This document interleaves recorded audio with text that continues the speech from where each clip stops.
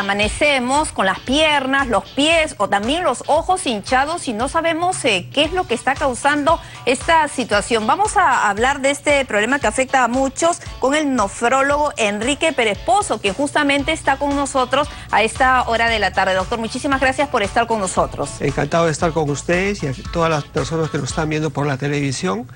Muchas veces se preguntan, mis pies están hinchados. Así es. O mis párpados están hinchados, a veces no me entra el reloj o el zapato está muy ajustado. Y si muchas veces a esto se asocia que están orinando con un poco de espuma, dicen, uy, y muchas veces no le dan importancia y después terminan en una emergencia para hacer una diálisis. Ahora, muchas veces pensamos que es un tema relacionado a una deficiencia o a un problema en el riñón. Así es, y muchas veces la mujer que está en la fase de la premenopausia, la menopausia, se comienza a hinchar y dice, no, esto es como consecuencia de menopausia, pero el problema es que muchas veces ya ocultan una enfermedad, ya sea del riñón, del corazón, del hígado o de cualquier otro órgano. Ahora, ¿cuáles son los síntomas específicos que nos debe llamar la atención o en todo caso nos debe preocupar y que nos motive a ir al doctor, a un especialista, a un nefrólogo justamente?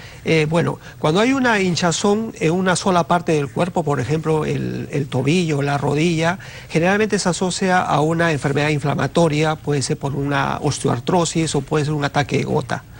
O a veces cuando uno amanece con un solo ojo hinchado, pues es un problema ocular del solo ojo. Algo localizado. Localizado. Pero ¿qué pasa cuando aquella persona que comienza a hincharse los dos pies?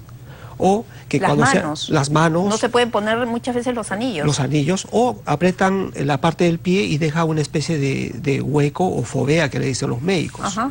Y entonces ahí sí nos tiene que llamar la atención, ¿no? Especialmente porque si esta persona tiene antecedentes familiares, por ejemplo, antecedentes de pacientes diabéticos, pacientes hipertensos, o pacientes que tienen problemas cardíacos, o pacientes que tienen hipotiroidismo, entonces tiene que tener mucho cuidado porque estas personas nos indican que tiene alguna enfermedad que tenemos que investigar, los médicos. Ahora, justamente estaba revisando, doctor Pérez, esa información porque muchos lo relacionaban con el tema del riñón, pero estaba viendo que pueden haber muchas enfermedades que pueden provocar la retención de líquidos. Hay muchas enfermedades, como lo hemos señalado, puede ser problema del corazón, problema del hígado, problema del riñón, problema de tiroides, o muchas veces aquella persona está tomando un medicamento, por ejemplo, para la presión arterial. Toman un medicamento que se llama amlodipino y comienzan a hincharse, ¿no?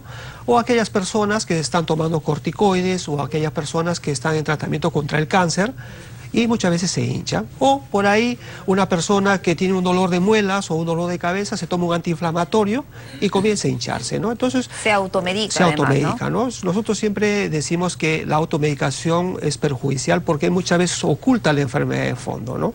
Y lo que intentamos es difundir que estas personas que tienen un síntoma acudan al médico y no se automediquen o vayan a la botica o a la farmacia.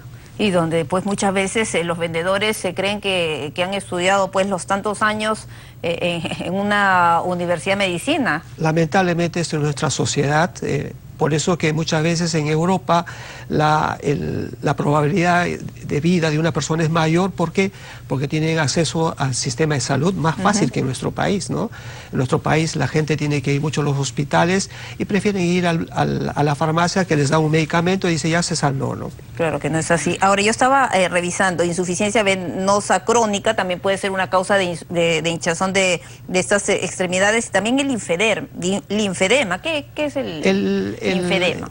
El sistema linfático hace una restitución de líquido que se acumula a través de los vasos linfáticos que llegan hacia el corazón. ¿Qué pasa si una persona tiene un problema de cáncer, por ejemplo? Un cáncer de mama que tiene que hacerle una operación amplia de mama, o tiene un problema de cáncer de próstata o cáncer de hueso y le hacen una extirpación de los ganglios.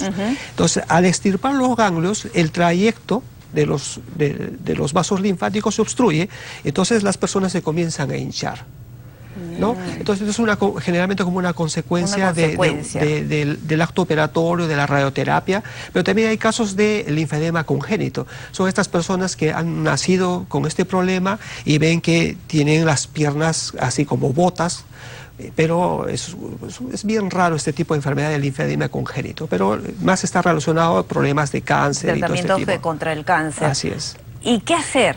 porque muchas veces dicen, ya tienes retención, bueno, te ven con las piernas hinchadas, o los pies, o las manos, bueno, los ojos, dicen, ya, estás reteniendo líquido, hay el siguiente remedio casero, toma una infusión de papa o qué sé yo. ¿Eso es cierto? Mire, hay muchos alimentos que, bueno, nuestros ancestros han utilizado la medicina tradicional. Entonces tampoco podemos desconocer los efectos naturales de los medicamentos, porque la gran mayoría de medicamentos son como consecuencia de los productos naturales.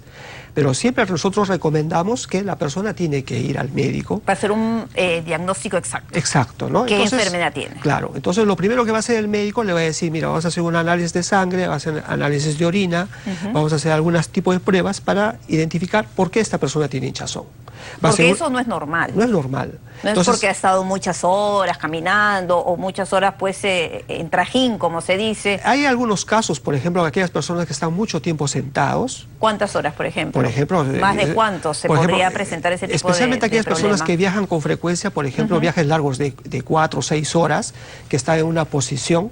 Entonces, normalmente por problema de insuficiencia venosa, la sangre no vuelve completamente hacia el corazón. Entonces, hay una especie de una presión que evita que la sangre lleve todo el contenido líquido del organismo. Entonces, se acumula en las partes bajas. Y en ese caso, lo que se recomienda de repente poner esas medias elásticas, pero lo que recomienda incluso en los aviones, que usted ha tenido de repente oportunidad de viajar mucho a Europa, que uno siempre tiene que hacer ejercicio, mover las piernas para evitar este tipo de complicaciones, ¿no? Claro. Y luego aquellas personas que están mucho tiempo paradas también, por ejemplo, los militares, que en los grandes desfiles, que los tienen desde la mañana hasta la noche, pueden tener un problema de edema. Pero el problema fundamental acá es que tenemos que investigar la causa. O sea, el fondo del asunto. Así es. Un hinchazón no debe, para una persona que nos está viendo, un hinchazón en los párpados. No es normal si es algo que se repite cada cierto tiempo. Se repite, y fundamentalmente si está asociado a otros síntomas, ¿no? Por ejemplo, aquella persona que orina con espuma como batido de huevo y se está hinchando, uy, tengo que poner las antenitas y decir, oye, tengo que ir al médico porque mi riñón está sufriendo, ¿no? O aquellas personas que se comienzan a hinchar la barriga y tienen las piernas flacas, uy, y comienzan a aparecerle una especie como rosácea en las manos o en las pieles y tiene mucho moretón, hay que descartar que tenga un problema de hígado. O aquella persona que está hinchándose, camina 1 cuadra, 2 cuadras y le dice, no, me está faltando el aire, me agito rápido. El problema cardíaco. El problema cardíaco, ¿no? O aquellas personas que comienzan a hablar lentamente, ¿cómo está? Hay que descartar problema de tiroides, ¿no? Y siempre el médico en la entrevista le va a decir si está tomando algún medicamento, si tiene alguna enfermedad asociada, para darle el tratamiento adecuado, ¿no? Porque el tratamiento de todo tipo de hinchazón es individualizado, ¿no? Para todos no es igual. Claro. Entonces mucha gente, la persona va, le dice, se me hinchan los pies. Claro, a mí también me pasó lo mismo y el doctor me recetó tal medicamento. Claro. Y la persona toma lo mismo cuando de repente la causa es otra cosa. Y van a la botica y el boticario le dice, mire, tómese tal cosa y cambia incluso. Y al contrario, en vez de mejorar, empeora la enfermedad, ¿no? Y al señalar empeora la enfermedad, ¿a qué extremo se podría llegar? Porque hay personas, por ejemplo, que tienen problemas cardíacos, que están recibiendo, por ejemplo, medicamentos para la frecuencia cardíaca, le doy un diurético, bajo el potasio y me hace un paro cardíaco, ¿no? O el problema de riñón. Entonces, por eso le digo, el tratamiento es individualizado, es para cada persona. Nosotros podemos tener 10 personas aquí, todos hinchazón, pero cada persona tiene una enfermedad y cada persona tiene un tratamiento. Ahora, doctor Pérez, normalmente cuando invitamos a un médico le preguntamos qué tiene que ver esto con el tema de una vida de calidad, de una vida sana, una alimentación nutritiva y también el hecho de si es que hace o no hace ejercicios. La importancia que nosotros siempre en nuestra página fomentamos la alimentación saludable, alimentos bajos en sal, alimentos bajos en azúcares. En diciembre publicamos en una revista a nivel de Estados Unidos, porque integra un grupo de investigación, en el cual como el azúcar favorece la formación de cálculos de riñón. Como el azúcar eleva el ácido úrico, como el azúcar favorece el aumento de hipertensión y mayor riesgo de infarto de miocardio. Entonces, la importancia de reducir la cantidad de sal, hay que tener presente que el azúcar recién se está consumiendo en la raza humana hace 300 años. Y hace 300 años ha aumentado los niveles de ácido úrico, ha comenzado a aumentar el sobrepeso, la obesidad, mayores enfermedades cardiovasculares y la mayor incidencia de cáncer. Y hay quienes señalan que el azúcar es veneno, ¿no? El azúcar está considerado en este momento el tabaco del siglo XXI. Así es. Produce más adicción, produce más hipertensión. Por eso las personas que nos están escuchando, hay que reducir la cantidad de azúcares, con reducir la cantidad de grasas saturadas. Felizmente ya en el Perú están funcionando los octógonos, los octógonos, ¿no? ya una persona... Y aunque sea, pues uno va al supermercado o a la bodega de la esquina y ve un producto con octógono, aunque sea, te hace pensar 2 veces, ¿no? Antes de comprarlo. Bueno, al menos eso me pasa a mí, ¿no? Lo importante... Algunos no, pero en general como que te hace pensar que estoy dándole a mi cuerpo. No, lo importante es que uno elige con conocimiento.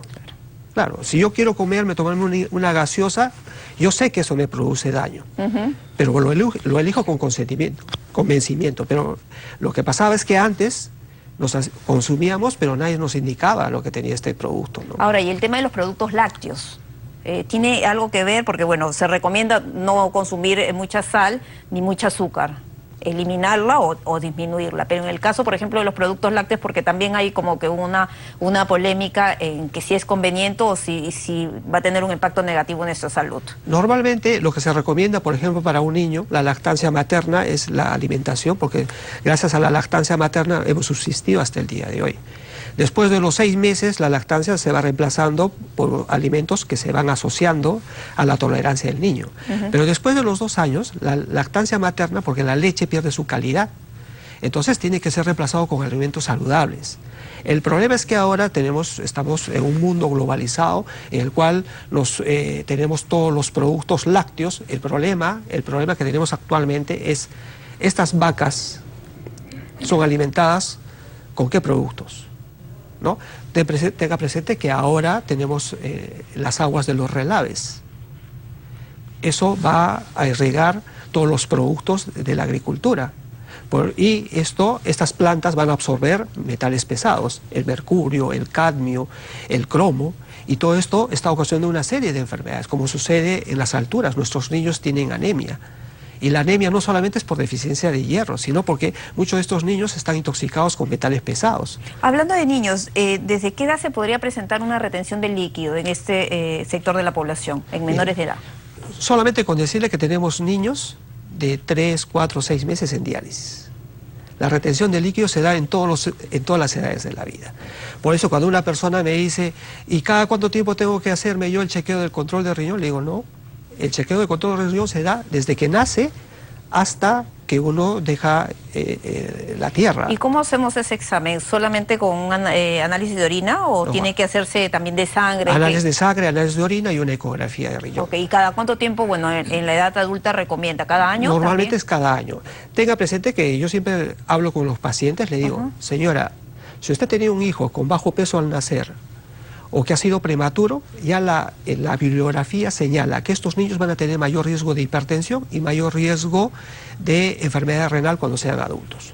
Entonces un niño con bajo peso al nacer, prematuro, tiene que ir obligatoriamente al nefrólogo pediatra para que se hagan sus chequeos periódicamente. ¿Por qué? Porque cuando ese niño nace prematuro, los riñones son pequeños, no desarrollan la cantidad de nefronas. Por lo tanto, ese riñón está predispuesto a ser hipertenso, a tener más enfermedad cardiovascular. Ahora, hablamos de una alimentación nutritiva sana, pero ¿algo en especial que se pueda recomendar para evitar la retención de líquido? Mire, en cuanto a remedios caseros, alguna infusión, agua de algo. Mire, lo principal es reducir la cantidad de sal. ¿Y la sal normal o también la sal de maras? No, es sal. ¿En general? La sal. El cloruro de sodio, uno tiene menos concentración de cloruro de sodio, pero es sal, ¿no? Entonces lo que se recomienda es menos de 5 gramos de sal al día. Lo que pasa es que nosotros comemos más de esa cantidad. ¿Y 5 gramos a cuánto equivale para que nuestros televidentes tengan una idea? 5 gramos de sal, imagínense. Es menos de una cucharadita. Menos de una cucharadita, pero entre todos los alimentos consumimos mucho más. Porque cuando tomamos en el almuerzo, en la cena, en las galletas... Tienen sodio. Tienen sodio. Entonces la importancia es de una alimentación saludable, ¿no? Mejor no sal. Bueno, es imposible, pero sí se tiene que reducir la sal. No echarle pues como un adicional. Lo que me preguntan mucho es sobre los remedios caseros, algún alimento que podría ayudar para poder evitar este tipo de enfermedades o al menos controlar la situación y evitar las hinchazones. Pues no solamente de pies, porque ya vemos de manos. Claro, uno de los alimentos diuréticos que se utiliza es la sandía, por ejemplo, ¿no? La sandía u otros, la panca de la tuna, que ayudan mucho a depurar, ¿no? Pero nosotros, como le decimos, no podemos indicar esto si es que la persona previamente no ha sido evaluada por el médico. Claro, porque hay que ver exactamente cuál es el diagnóstico, porque como bien ha señalado, detrás de todas estas hinchazones de nuestro cuerpo puede haber una variedad de enfermedades. Así es. Ahora, ¿qué recomendaciones para ir cerrando, doctor Pérez, la entrevista podría hacer a nuestros televidentes? Ya he explicado de una manera bastante didáctica lo que tiene que hacer, sobre todo este control del nefrólogo una vez al año. Una vez al año. Lo importante que siempre señalamos es la alimentación saludable, que hay que repetimos continuamente. Sandía y tuna, ¿no? Dijo. Ya. El otro es el ejercicio. Tenemos que, lamentablemente, por la situación actual, por el trabajo y las grandes distancias que tenemos que hacer, muchas veces dejamos hacer ejercicio. Después sus controles periódicos y generalmente lo que recomendamos vitalmente es consumir agua con baja cantidad de minerales. ¿Por qué? Porque el exceso de minerales, ustedes han visto cuando se hace hervir el agua, en el fondo del termo se forman esa especie de sarro. Y eso, el hecho de consumir agua con exceso de minerales hace que nuestro riñón trabaje más y favorezca la formación de cálculos de riñón. ¿Y cómo nos damos cuenta que tiene esta agua exceso de minerales? Por ejemplo, nosotros, si alguien ha tenido una pecera, han visto que los pececitos no pueden ponerse en el agua potable. Entonces, normalmente lo que hacemos nosotros es hacer sedimentar el agua y al sedimentar el agua estamos enviando hacia el fondo los metales pesados y utilizamos el agua de la superficie para hacerla hervir y tenemos agua saludable.